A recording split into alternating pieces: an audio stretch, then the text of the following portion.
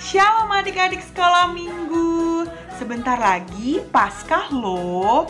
Kakak-kakak Komnak GKJ Kanaan akan mengajak kalian untuk merayakan Paskah dengan cara yang seru yang diberi nama Kanaan Easter Drive-Thru 2021 yang akan diadakan pada tanggal 2 April 2021 jam 10 waktu Indonesia bagian Barat sampai selesai di halaman gereja kita GKJ Kanaan. Di Kanaan Easter Drive-Thru 2021 itu, kalian akan diajak menghayati karya penyelamatan Tuhan Yesus dengan visualisasi Pekan Suci. Kalian akan memilih menu Paskah, berfoto bersama, mendengarkan cerita, bersenang-senang, dan mendapatkan hadiah yang bertema Paskah.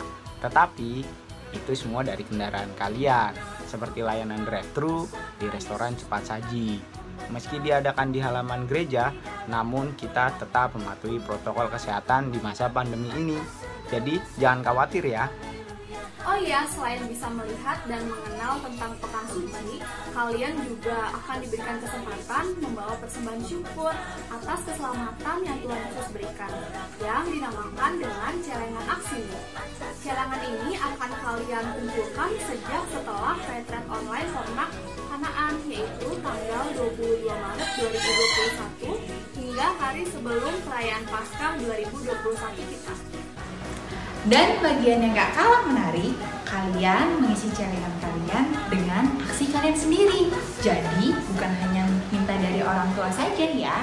Dan kalian akan berusaha menawarkan barang atau jasa kepada keluarga atau kenalan supaya kalian nanti akan mendapatkan bayaran. Dan uang yang kalian dapatkan dari kerja keras kalian itu yang akan dimasukkan ke dalam celengan Paskah 2021. Kalian bisa mulai dengan membuat celengan dari bahan-bahan yang ada di rumah kalian seperti kaleng bekas, botol bekas, kardus bekas, dan lain-lain. Celengan aksi Paskah 2021 ini akan dibawa dan dikumpulkan pada acara Kanaan Easter Drive-Thru 2021 dan nanti akan didonasikan bagi pelayanan eyang-eyang Komisi Adiusul supaya mereka juga tetap semangat dalam beribadah dan pelayanan meski dalam masa pandemi ini. So, tetap ikuti terus ya informasi selanjutnya tentang Kanaan Easter Drive-Thru 2021 di Facebook atau Instagram Komnak Kanaan ya. Terus doakan juga acaranya.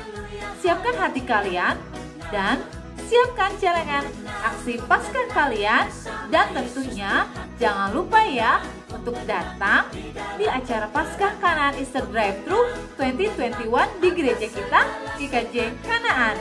Yang pasti seru. Tuhan Yesus memberkati.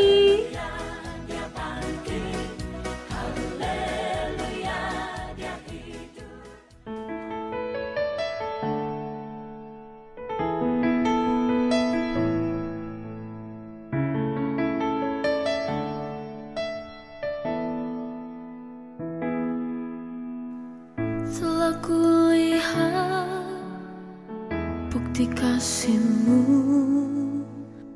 Kau menderitakan ikanku. Dengan darah-Mu Kau selamatkanku. Kini ku hidup menyenangkan-Mu.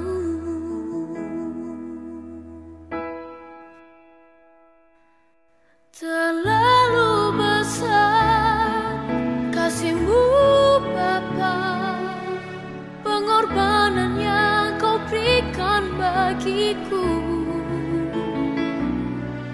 Terlalu mahal darah-Mu Yesus tercurah untuk menebus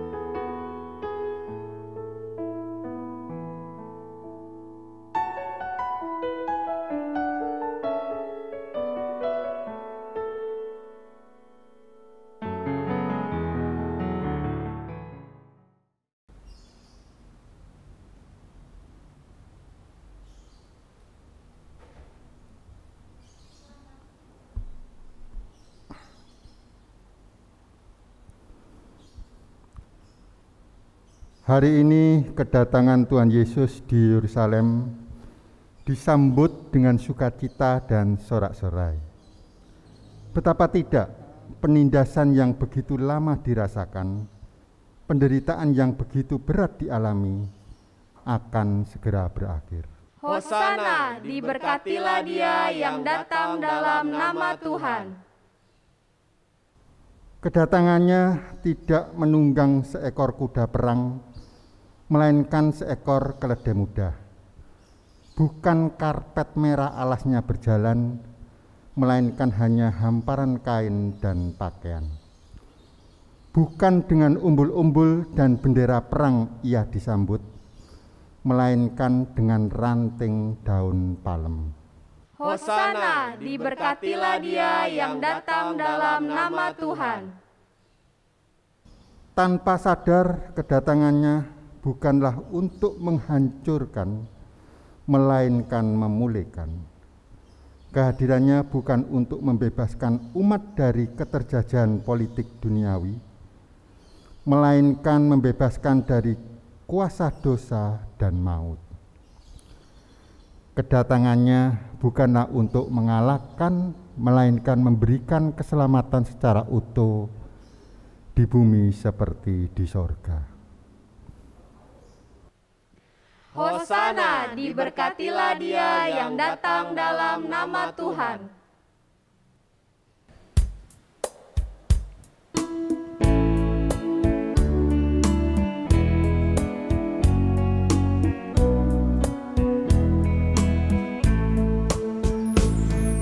Song-song bagaimana ya Yesus datangmu, Engkau terang buana, Kau surya hidupku. Kiranya Kau sendiri penyuluh jalanku, supaya kau yakini tujuan janjimu.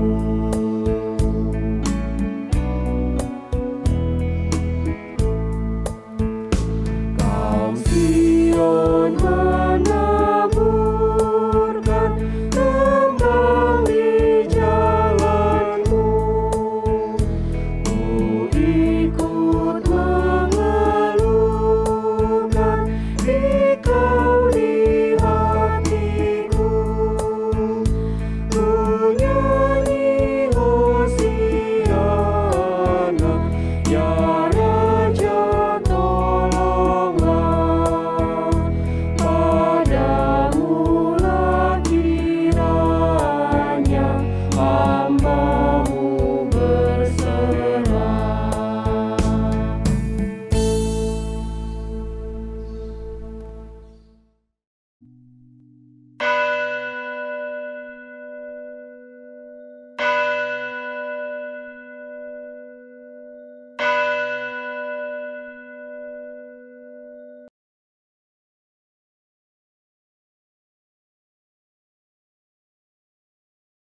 Saudara-saudara yang dikasihi Tuhan, marilah kita memasuki peribadahan pada hari ini. Kita akan bersama-sama menyongsong dan merayakan Minggu Palma.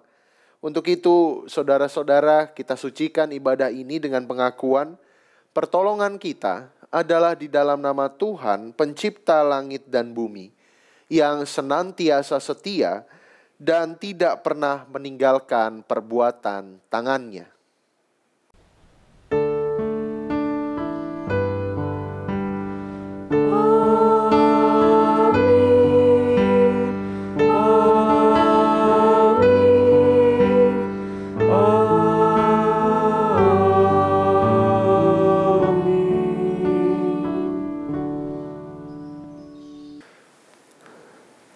Kasih karunia dan damai sejahtera dari Allah Bapa kita dan dari Tuhan Yesus Kristus beserta saudara sekalian. Dan beserta saudara juga. Dalam situasi penuh beban dan penderitaan, semua orang berharap akan adanya pembebasan.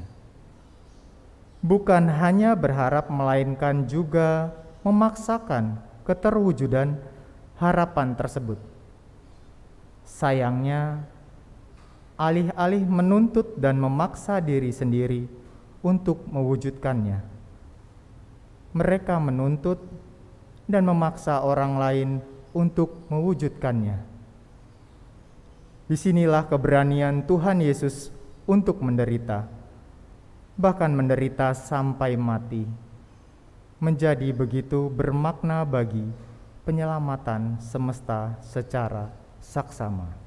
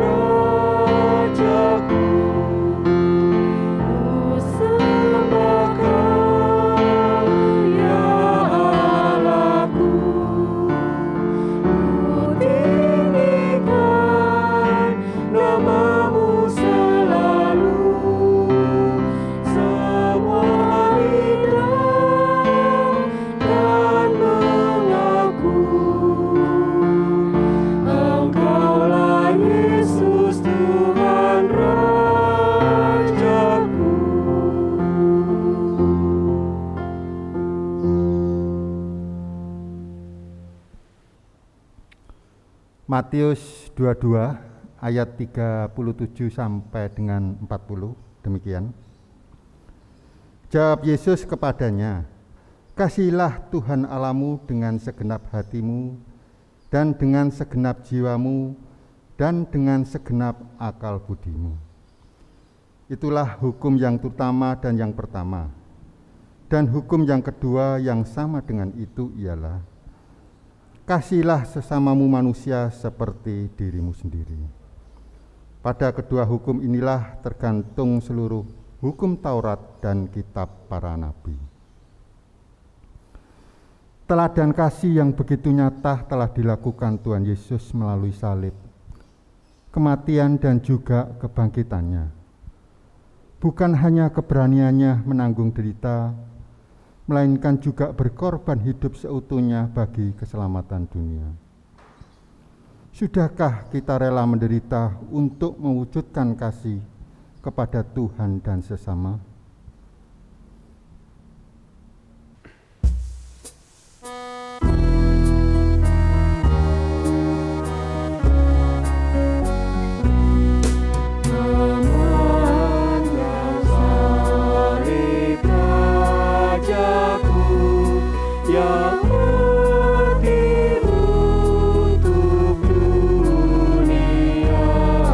Ku rasa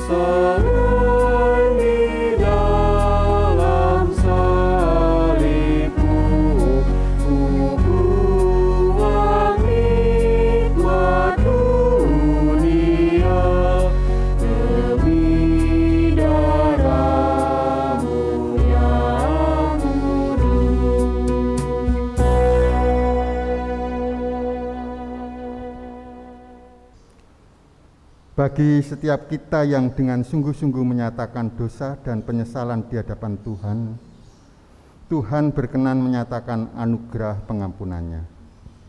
Berita anugerah terambil dari Filipi 1 ayat 29.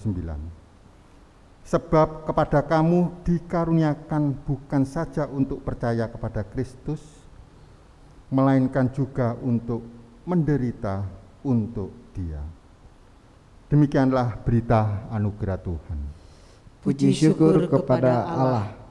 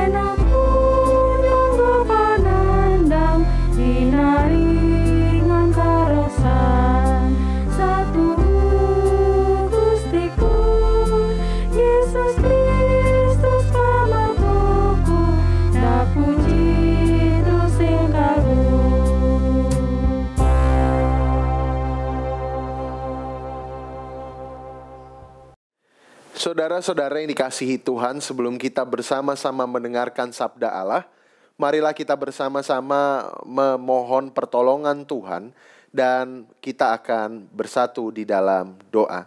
Mari kita berdoa. Allah Bapa kami yang penuh kasih, kiranya Engkau menyertai kami dalam pembacaan Alkitab dan perenungan sabda-Mu yang sebentar lagi akan kami lakukan.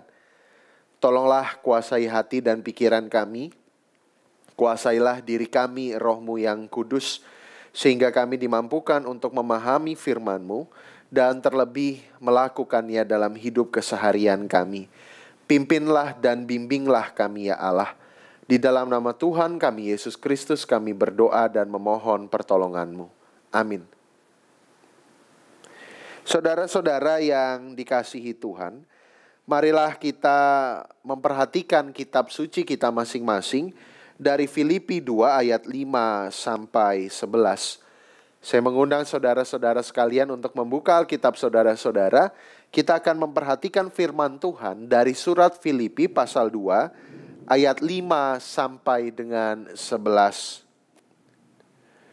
Hendaklah kamu dalam hidupmu bersama menaruh pikiran dan perasaan yang terdapat juga dalam Kristus Yesus, yang walaupun dalam rupa Allah, tidak menganggap kesetaraan dengan Allah itu sebagai milik yang harus dipertahankan, melainkan telah mengosongkan dirinya sendiri dan mengambil rupa seorang hamba dan menjadi sama dengan manusia.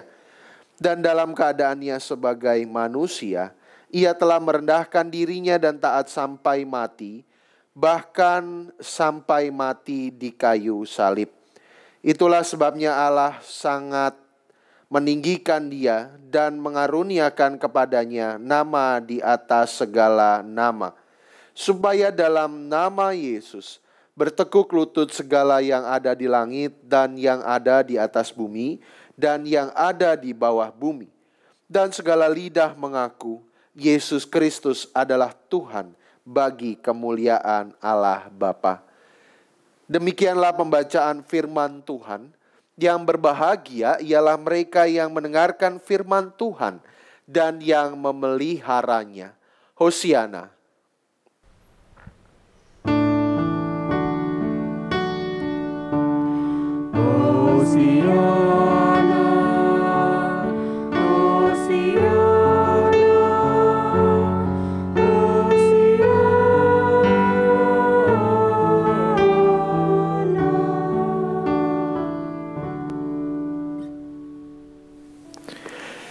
Saudara-saudara yang dikasihi Tuhan, senang rasanya berjumpa kembali bersama dengan saudara-saudara sekalian, terkhusus jemaat di GKJ Kanaan.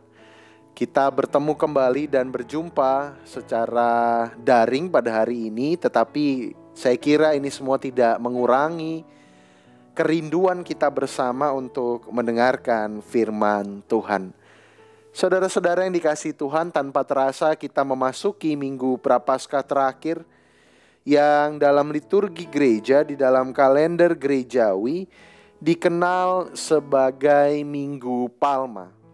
Secara khusus kita akan memperingati bagaimana Tuhan memasuki kota Yerusalem dan ia dielulukan di sana. Saudara-saudara yang dikasihi Tuhan, untuk itu marilah kita mencoba untuk merenungkan Minggu Palma ini dalam sebuah jalinan tema berani menderita.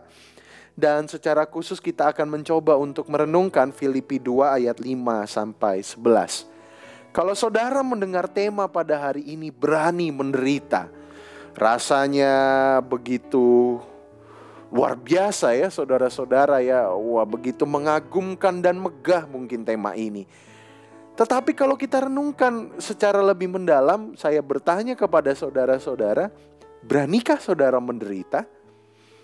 Coba renungkan itu sejenak dan jawab dengan jujur. Atau mungkin saat ini saudara beribadah bersama dengan pasangan keluarga, coba ditanyakan gitu ya kepada anak, kepada suami atau istri, kepada orang tua ya, kakek, nenek, coba tanyakan kepada mereka, berani nggak kita menderita? Coba direnungkan ya pertanyaan ini lebih mendalam. Karena kalau kita renungkan, jangankan untuk penderitaan yang sebagaimana Tuhan alami, kita menahan lapar beberapa jam saja rasanya sudah berat ya saudara-saudara sekalian. Rasanya ingin menyudahi penderitaan pada saat itu yang adalah kelaparan atau kehausan mungkin ya. Karena di dalam beberapa tradisi gereja Prapaskah itu dihayati dengan berpuasa. Dan salah satunya itu yang untuk menghayati penderitaan begitu ya. Nah saudara-saudara yang sekalian, karena kalau kita pikir dalam dunia modern yang serba materialistis ini, semua orang berlomba-lomba untuk mempunyai hidup yang penuh kesuksesan, dielu-elukan oleh banyak orang, menerima penghormatan. Cita-cita ini tidak ada salahnya saudara-saudara dan wajar sekali. Tapi kadang justru cita-cita itu, pengharapan itu membuat kita lelah. Bahkan kadangkala membuat kita tidak realistis memandang hidup ini. Jadi seolah-olah kita dikejar oleh target yang sebenarnya nggak pernah ada dan dibuat oleh kita sendiri. Saya harus sesukses itu, saya harus bisa dihormati sedemikian itu. Sehingga kalau dibandingkan dengan tema pada hari ini, jangankan untuk berani menderita, itu semua nggak ada di kamus kita sebagai orang-orang modern di masa kini. Seringkali bahkan ketika menemukan penderitaan atau kesulitan hidup dalam budaya instan yang serba cepat dan ingin serba mudah ini, saudara-saudara, seringkali yang kita inginkan adalah menyudahi itu semua dengan begitu cepat ya. Dan bahkan kita jadi cenderung untuk cepat mengeluh, menyalahkan berbagai pihak, bahkan kita menyalahkan Tuhan. Tanpa berpikir bahwa ada keluasan rencana Tuhan yang begitu indah di balik kesulitan, pergumulan hidup dan penderitaan yang kita alami, saudara-saudara. Kemudian dampaknya bukan hanya ke dalam kehidupan pribadi, tetapi relasi kita dengan orang lain. Akhirnya saudara-saudara, kehidupan berkomunitas juga terpengaruh. Alih-alih menyebarkan suasana yang positif, seringkali tercipta situasi yang tidak mendukung tiap individu dalam komunitas untuk bertumbuh. Itu yang terjadi saudara-saudara. Dan saat ini kita diterpa dan ditempa oleh pandemi COVID-19 yang begitu berkepanjangan. Sudah setahun kita mengalami pandemi ini secara bersama-sama. Saya tidak tahu di GKJ Kanaan, tetapi di jemaat saya di GKJ Joglo dari bulan Maret tahun 2020 kami belum menyelenggarakan ibadah secara tatap muka kecuali pertemuan-pertemuan khusus seperti baptis, pernikahan, dan sidi. Jadi betapa rindunya orang-orang untuk bertemu, ditambah tekanan ekonomi, tekanan sosial yang begitu berat. Sekarang ini saudara-saudara, pernah ada seorang jemaat berkelakar kepada saya, "Aduh Mas, di zaman pandemi seperti sekarang ini rasanya orang itu mudah tersulut, mudah emosi begitu ya, mudah untuk salah paham." Saya merenungkan, jangan-jangan iya ya, karena tekanan, karena penderitaan, karena pergumulan, jadi orang gampang terpancing gitu ya. Jadi ada peristiwa sedikit, nah gitu, langsung terpancing ya saudara-saudara. Nah itulah yang mau kita coba pahami bersama saat ini lewat nasihat Rasul Paulus kepada jemaat di Filipi pada saat itu. Jadi saudara-saudara, surat Filipi ini secara umum bertujuan untuk menguatkan komitmen jemaat di Filipi untuk melayani Tuhan dan sesama. Dan itu berarti segala sesuatu yang memperlemah komitmen pelayanan bersama, perselisihan, kesombongan, kesesatan, pementingan diri sendiri tidak boleh terjadi di antara mereka, saudara-saudara sekalian. Caranya bagaimana, saudara-saudara? Caranya adalah dengan menaruh pikiran dan perasaan yang terdapat di dalam Kristus. Apakah itu saudara-saudara? Nah, yang pertama, kerendahan hati Tuhan ya, yang walaupun dalam rupa Allah itu tidak menganggap kesetaraan dengan Allah itu sebagai milik yang harus dipertahankan, tetapi ia mengosongkan dirinya sendiri, mengambil rupa seorang hamba dan menjadi sama seperti manusia. Saudara-saudara, kalau kita cermati ayat ini secara mendalam, sebenarnya sungguh dalam ya saudara maknanya ya. Jadi Tuhan Yesus yang ilahi itu, firman Allah yang menjadi manusia itu, yang sebenarnya memiliki kekuasaan yang luar biasa, kesetaraan dengan Allah ya, yang dengan kuasa itu dia bisa berbuat apa saja asalkan ia menginginkannya. Tetapi saudara-saudara, itu semua kekuasaan itu gak dipakainya untuk memegahkan dirinya sendiri. Hei, ini saya. Tuhan gak bilang begitu, saudara-saudara. Ya, coba bayangkan situasi yang terjadi sekarang ini. Orang mudah sekali tergoda oleh kekuasaan. Orang berebut kekuasaan. Orang menghalalkan segala secara demi tercapainya kekuasaan, keuntungan, kekayaan pribadi. Ini jauh berbeda saudara-saudara dengan apa yang dilakukan Yesus. 2 Filipi 2 ayat 6 misalnya, yang walaupun dalam rupa Allah tidak menganggap kesetaraan dengan Allah itu sebagai milik yang harus dipertahankan, melainkan telah mengosongkan dirinya dan mengambil rupa seorang hamba dan menjadi sama dengan manusia. Kata kuncinya adalah mengosongkan diri, saudara-saudara. Mengosongkan diri itu, atau dalam bahasa Yunaninya kenosis, itu berarti menanggalkan ya. Menanggalkan segala sesuatu yang menjadi keistimewaan, menjadi miliknya yang sebenarnya bisa saja dipertahankan begitu, ditanggalkan itu semua, dikosongkan begitu saudara, sehingga Kristus ini menjadi sama dengan manusia. Dan bukan hanya menjadi sama dengan manusia saudara-saudara, tetapi kata kuncinya adalah mengambil rupa seorang hamba, doulos gitu. Ya, ini sebuah kata yang familiar pada saat itu, doulos, hamba, atau kalau bahasa yang lebih lugas itu kita bisa katakan budak begitu ya, saudara-saudara. Hamba yang ini nggak punya apa ya, tidak punya kekuasaan sendiri begitu saudara-saudara. Dia harus tunduk sepenuhnya kepada sang tuan, kepada tuannya. Nah, demikianlah Tuhan Yesus mengambil rupa hamba ini saudara-saudara, dengan menjadi manusia. Yang artinya apa? Tunduk sepenuhnya dan seutuhnya kepada kehendak sang Bapa.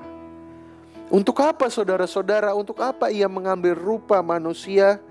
Saudara-saudara, karena yang kedua, catatan yang kedua adalah dalam keadaannya sebagai manusia itulah Tuhan merendahkan dirinya, taat sampai mati, dan meregangkan nyawanya di atas kayu salib. Jadi dalam kerendahan dan ketaatannya itulah saudara, tetapi justru Tuhan dimuliakan. Yesus dimuliakan dan dengan demikian ia menjadi juru selamat atas umat manusia. Itulah saudara-saudara Kristus yang tidak mengambil keuntungan, keistimewaan dari statusnya, tetapi dengan sadar mengosongkan diri, menanggalkan ya, dan kemudian memilih menjadi hamba taat kepada kehendak Sang Bapa dan menghantarkannya, kerendahan hatinya itu menghantarkannya wafat di atas kayu salib. Saudara-saudara, ini kan luar biasa ya saudara-saudara sekalian. Betapa harusnya kita malu sebagai manusia ya. Kita ingin enaknya sendiri ya sebagai orang-orang, kita ingin nyamannya kita sendiri. Begitu takutnya kita akan penderitaan, kita berusaha untuk mementingkan diri kita sendiri, tapi pada akhirnya itu semua nggak menyelamatkan kita. Yang menyelamatkan kita adalah kerendahan hati dan kesediaan untuk berkorban. Sebagaimana Kristus rela berkorban dan memilih menjadi hamba dan tinggal di antara manusia, memilih jalan salib sebagai jalan penyelamatan. Jadi juru selamat kita sebegitu beraninya untuk berkorban dan menderita bagi kita, saudara-saudara. Sementara kita ini, manusia yang diselamatkan ini, yang notabene penuh dosa ini, justru kadang-kala gak tahu diri saudara-saudara dan memilih untuk mengedepankan ego kita. Ya bahkan sikut-sikutan dengan orang lain, gak peduli dengan orang-orang lain, dan mengedepankan ya apa yang menjadi hasrat kita sendiri. Jadi berani menderita dalam tema kali ini saudara-saudara bukan menderita dalam arti masokis yang menyiksa diri sendiri, tidak. Tetapi sebuah penderitaan akibat konsekuensi karena kita menaati Allah. Kita dengan sadar, dengan kerendahan hati mau tunduk ke dalam kehendak-Nya. Meskipun itu kadangkala membawa kita ke dalam ketidaknyamanan, ke dalam penderitaan. Iya kan saudara-saudara, jalan untuk mengikut Tuhan itu kadangkala penuh pergumulan dan penderitaan. Saudara-saudara di kantor ditawari jabatan ini itu, tapi saudara harus meninggalkan Tuhan misalnya. Saudara ditawari jabatan ini itu, keuntungan berkali-kali lipat, tapi saudara harus menanggalkan kejujuran dan prinsip sebagai anak Tuhan. Itu kan penderitaan saudara-saudara. Itu kan gak enak. Sementara kita ngelihat orang lain yang mungkin kapasitasnya kita tahu bisa dipertanyakan begitu ya, tetapi dia bisa melejit begitu rupa karena ia mau berkompromi dan hidup dalam ketidakjujuran. Misalnya seperti itu saudara-saudara. Berani menderita ini bukan berarti berani yang konyol, tetapi justru ketaatan, buah dari ketaatan kita kepada Tuhan Yesus Kristus, buah dari kesediaan kita untuk ikut dalam jalan salib Tuhan, ikut dalam penderitaannya, ikut dalam keteladanannya meskipun itu mendatangkan penderitaan. Apa pilihan saudara-saudara? Itulah yang sebenarnya direfleksikan dalam Minggu Palma ini. Apa pilihan saudara?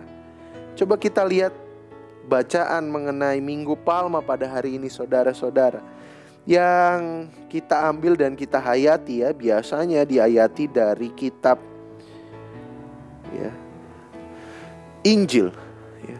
Bahwa di dalam Injil dikisahkan bahwa Yesus yang memasuki Yerusalem itu dielulukan, diagung-agungkan. Wah, palma itu dikibar-kibarkan untuk menyambut kedatangannya. Jubah-jubah diletakkan untuk penyambutan kepada Tuhan. Tapi coba lihat saudara-saudara, beberapa hari kemudian ketika Tuhan berada di atas kayu salib, diadili dengan tidak adil, orang-orang itu ganti menghujatnya. Karena buat mereka Yesus yang masuk ke Yerusalem itu, yang dalam bayangan mereka adalah Mesias yang membebaskan dari penjajahan, yang akan menang gitu. Dalam bayangan mereka tidak lagi mendatangkan keuntungan sehingga akhirnya ditinggalkan. Nah, Minggu Palma ingin mengajarkan kepada kita saudara-saudara bahwa mengikut Tuhan adalah juga keberanian untuk menderita, berada di dalam jalan salib sebagaimana yang ia tempuh. Penderitaan itu bukan karena kesalahan langkah kita, salah pilih dalam hidup, bukan.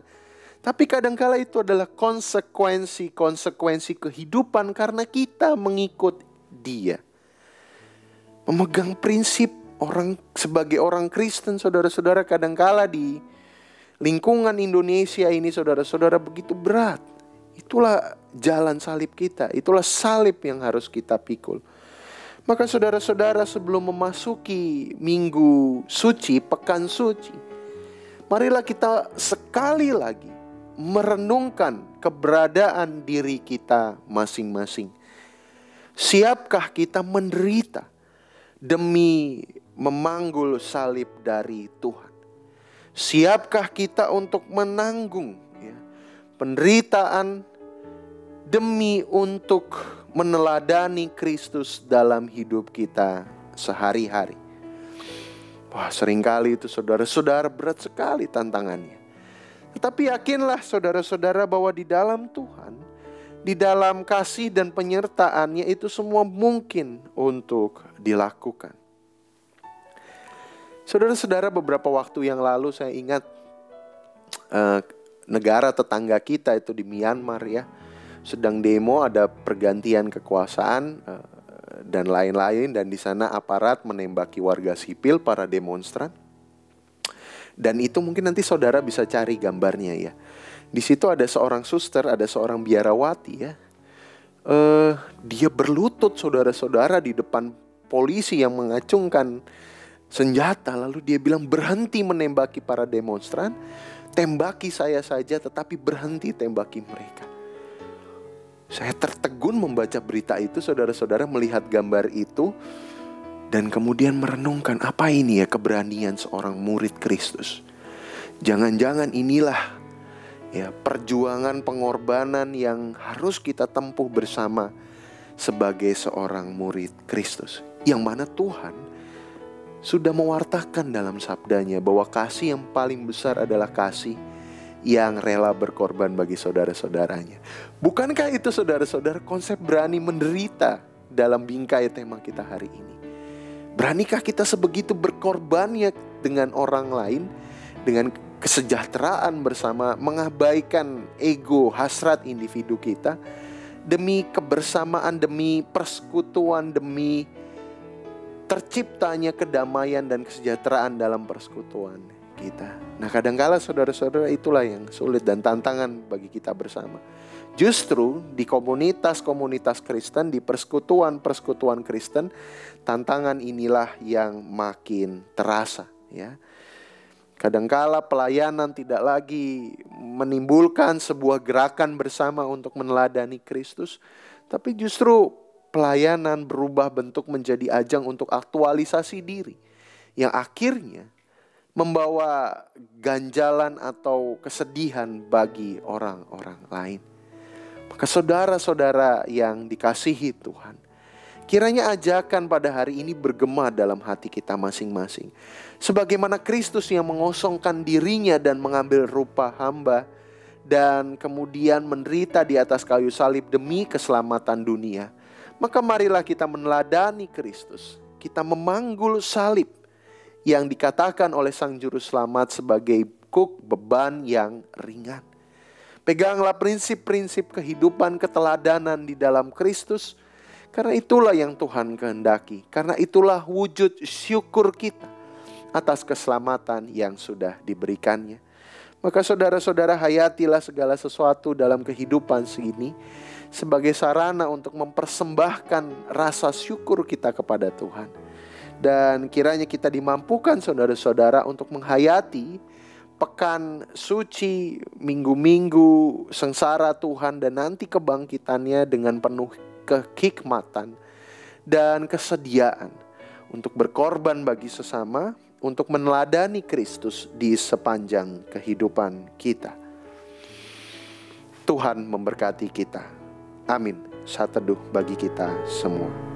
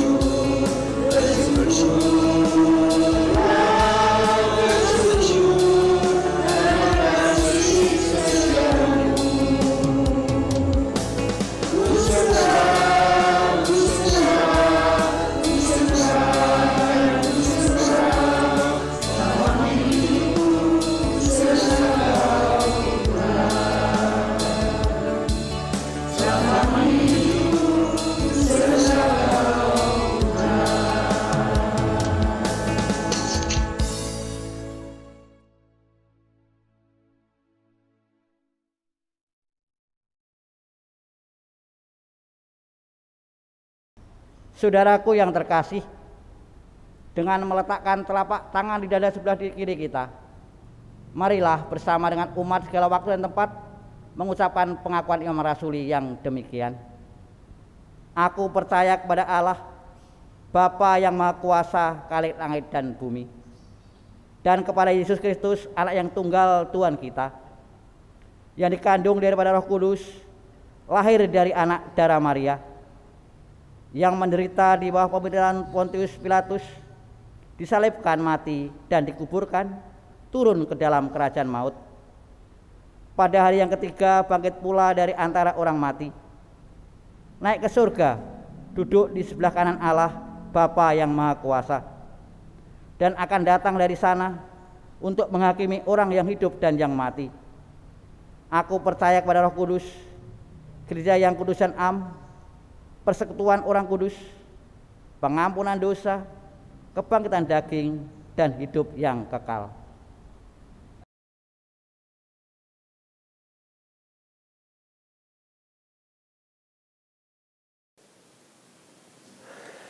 Saudara-saudara yang terkasih, minggu depan 4 April kita diundang oleh Tuhan Yesus Kristus melalui sakramen perjamuan kudus. Perjamuan kudus yang akan kita ikuti bersama merupakan perjamuan kudus sedunia. Supaya kita didapati layak untuk ikut sakramen perjamuan, marilah kita dengarkan dasar perjamuan kudus seperti yang terdapat dalam surat 1 Korintus 11 ayat 26 sampai 29. Surat 1 Korintus 11 ayat 26 sampai 29. Sebab setiap kali kamu makan roti ini dan minum cawan ini, kamu memberitakan kematian Tuhan sampai Ia datang. Jadi, barang siapa dengan cara yang tidak layak makan roti atau minum cawan Tuhan, ia berdosa terhadap tubuh dan darah Tuhan. Karena itu hendaklah tiap-tiap orang menguji dirinya sendiri, dan baru sesudah itu ia makan roti dan minum dari cawan itu. Karena barang siapa makan dan minum tanpa mengakui tubuh Tuhan, ia mendatangkan hukuman atas dirinya. Dari firman Tuhan ini, kita mengetahui bahwa setiap orang perlu mawas diri sebelum ikut sakramen perjamuan. Lalu bagaimanakah kita harus mawas diri? Marilah kita membuka diri di hadapan Allah sambil merenungkan pertanyaan-pertanyaan sebagai berikut.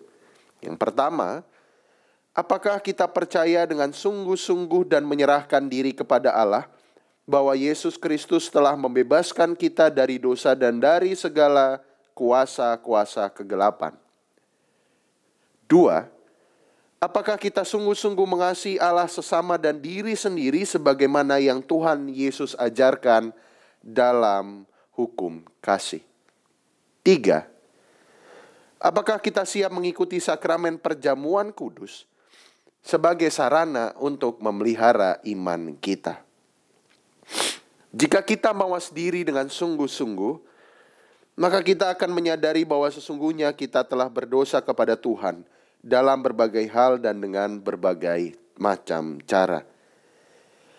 Oleh karena itu, marilah kita merendahkan diri di hadapan-Nya. Firman-Nya mengatakan, jika kita berkata bahwa kita tidak berdosa, maka kita menipu diri kita sendiri, dan kebenaran tidak ada di dalam kita. Jika kita mengaku dosa kita, maka Ia adalah setia dan adil sehingga Ia akan mengampuni segala dosa kita dan menyucikan kita dari segala kejahatan. Dalam 1 Yohanes pasal 1 ayat 8 sampai 9. Setiap orang yang menyesali dosa-dosanya dan berharap rahmat Allah di dalam Yesus Kristus, serta bertekad melakukan kehidupan yang sesuai dengan kehendak Tuhan, pasti akan diterima oleh Tuhan dan dipandang pantas untuk mengikuti perjamuannya yang kudus. Namun, jika seseorang tidak mempunyai itikat yang baik, ia tidak bersedia untuk mengakui dosa-dosanya di hadapan Tuhan dengan menyesal, apalagi tidak bersedia untuk bertobat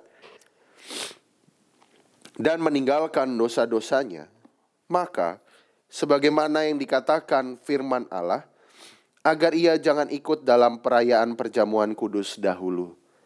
Sebab barang siapa yang makan dan minum tanpa mengakui tubuh Tuhan, ia mendatangkan hukuman atas dirinya sendiri. Kiranya Roh Kudus menyertai dan menolong kita dalam mempersiapkan diri menerima sakramen perjamuan kudus. Tuhan Yesus memberkati. Amin. Saudara-saudara yang dikasihi Tuhan, mari kita bersatu di dalam doa. Allah Bapa kami yang penuh kasih, kami sungguh bersyukur atas pemeliharaan-Mu dalam hidup kami. Di tengah kasih dan penyertaan-Mu kami dimampukan untuk senantiasa menjalani hari demi hari seturut dengan kehendak-Mu. Kiranya mampukan kami ya Tuhan untuk mengingat sesama kami dalam setiap laku kami dan juga dalam doa-doa kami. Demikianlah kami pada hari ini ingin memanjatkan doa syafaat kami kepada Engkau ya Allah. Kami berdoa untuk saudara-saudara kami yang sakit ataupun sedang dalam pemulihan. Ibu Setio Murbono, Ibu Sukardi, Bapak Ibu Rumadi, Bapak Sumarto, Ibu Sudarni Sungkono, Ibu Suradi, Saudara Averel, Ibu Kristina Wina, Bapak Untarto, Bapak Yonatan Ngatio, Ibu Suhardi, Bapak Ibu Mulyadi, Ibu Ismiati, Bapak Y Sudarjo, Bapak Sudaldi, Bapak dan Ibu Marjio, Saudari Kristina Utami, Bapak Priyanto, Bapak Y Suudi Supit, Bapak Immanuel Ahmad, Ibu Sri Winarni, Bapak Wugio, Bapak Paino, Bapak Ibu Sarjono, Ibu Heni Widiatno, Ibu Sih Mariani Soekarno, Bapak Krisno Susilo. Kiranya Engkau yang berkenan untuk hadir dalam pergumulan saudara-saudara kami ini. Engkau yang berkati segenap tenaga medis yang mungkin merawat dan juga obat-obatan yang mereka terima. Kiranya kasih dan pengharapan Allah juga senantiasa hadir dalam kehidupan mereka. Juga kami berdoa ya Allah untuk saudara-saudara kami yang berduka cita. Kami berdoa kiranya Engkau menguatkan dan menghibur mereka. Terkhusus kepada keluarga yang ditinggalkan oleh orang-orang terkasih. Kami teringat ya Tuhan Ibu Susilowati, Ibunda Bapak Yogi Krisantoro. Kami juga teringat ya Tuhan, Engkau memanggil saudara kami terkasih Bapak Warjio, Ayahanda Ibu Ermiatun. Engkau yang hadir dalam kesedihan saudara-saudara kami ini. Engkau yang menyertai mereka. Juga kami berdoa ya Tuhan untuk kehidupan kami masing-masing.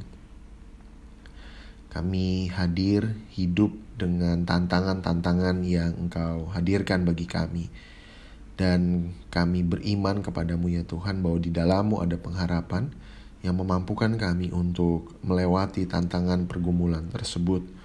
Pergumulan kami sebagai warga lanjut usia, pergumulan kami dalam relasi-relasi dalam keluarga, pergumulan kami ketika kami mencari pasangan hidup, pergumulan kami ketika mencari pekerjaan dalam proses studi, ataupun kami yang bergumul akan iman kami ya Allah.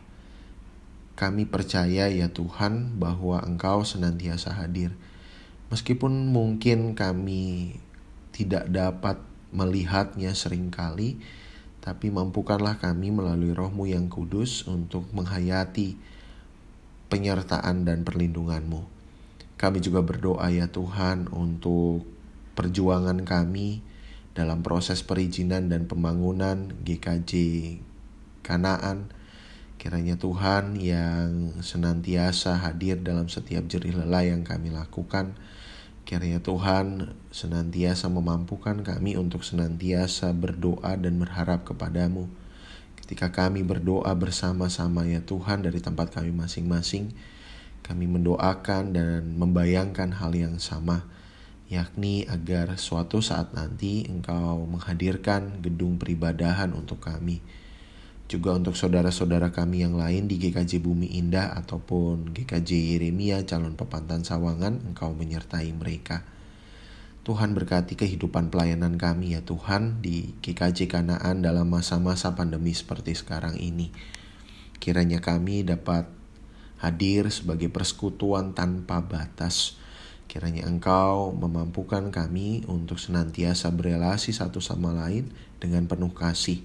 Juga upaya-upaya lain yang dilakukan oleh saudara-saudara kami di komisi, tim, ataupun bebadan, juga wilayah.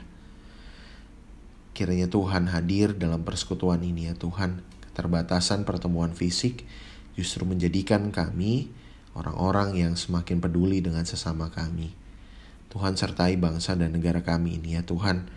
Biarlah pandemi ini mengajarkan kami untuk bersatu sebagai sebuah bangsa dan negara. Bantulah kami juga untuk turut mendukung program-program pemerintah dalam menangani pandemi, dalam memulihkan kondisi ekonomi, terutama program vaksinasi yang saat ini sedang berjalan.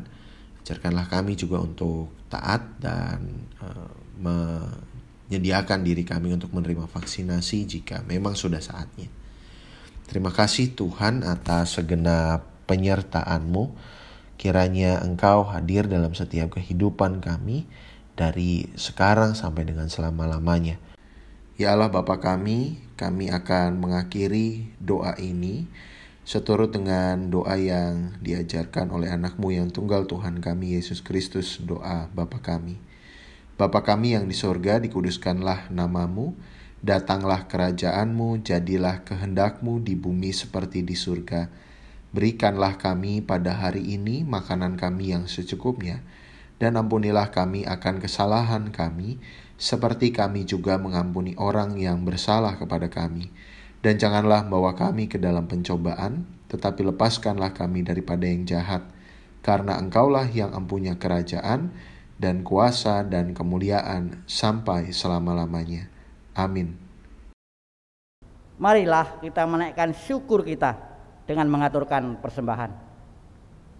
Adapun dasar persembahan saat ini terambil dari 2 Korintus 8 ayat yang ke-12. Sebab jika kamu rela untuk memberi, maka pemberianmu akan diterima. Kalau pemberianmu itu berdasarkan apa yang ada padamu, bukan berdasarkan apa yang tidak ada padamu. Persembahan yang terkumpul bersama anggota keluarga dapat diserahkan ke majelis wilayah masing-masing, atau dapat juga ditransfer ke rekening GKJ Kanaan, Bank BNI Cabang Bumi Serpong Damai, dengan nomor rekening 0740916429 atas nama Gereja Kristen Jawa Kanaan.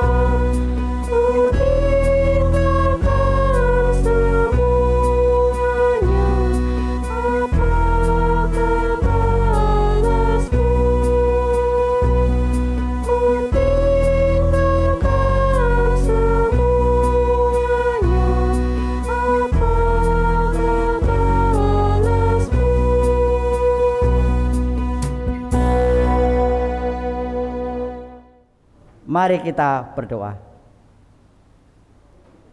Ya Allah yang penuh kasih, kami datang ke hadirat-Mu mengucapkan syukur terima kasih kami. Saat ini kami datang mengaturkan persembahan kami sebagai pengakuan bahwa Engkau memelihara kami, sebagai pengakuan bahwa kami menyerahkan hidup kami kepadamu. Terimalah persembahan ini Bapa, kuduskan, sucikan, sehingga berkenan kepadamu. Tuhan, berikan hikmat setiap kami yang mengelola persembahan ini, sehingga dapat kami pakai untuk perluasan kerajaan kasih-Mu. Tuhan, ajar kami untuk mempersembahkan hidup kami seutuhnya hanya demi keluhuran nama-Mu saja. Di dalam nama Yesus kami berdoa. Amin.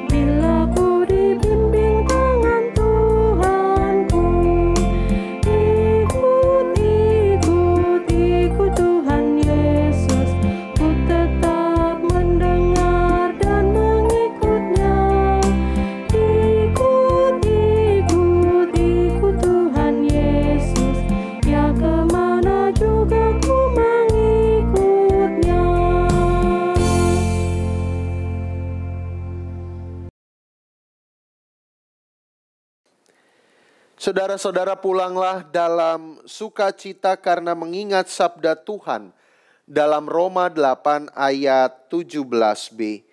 Jika kita menderita bersama-sama dengan Dia, supaya kita juga dipermuliakan bersama-sama dengan Dia. Beranilah menderita dan jalanilah hidup dengan rasa syukur dalam melakukan tugas serta panggilannya. Tuhan mengiringi hidup saudara dengan berkat-Nya. Dan untuk itu saudara-saudara yang dikasihi Tuhan, arahkanlah hatimu kepada Tuhan. Kami mengarahkan hati kami kepada Tuhan. Jadilah saksi Kristus. Syukur kepada Allah. Terpujilah Tuhan. Kini dan sepanjang masa. Kini saudara-saudara yang dikasihi Tuhan, mari kita bersama-sama menerima berkat dari Tuhan. Dan Allah sumber segala kasih karunia, yang telah memanggil kamu dalam Kristus kepada kemuliaan-Nya yang kekal, akan melengkapi, meneguhkan, menguatkan, dan mengokohkan kamu sesudah kamu menderita seketika lamanya. Ialah yang empunya kuasa sampai selama-lamanya. Amin.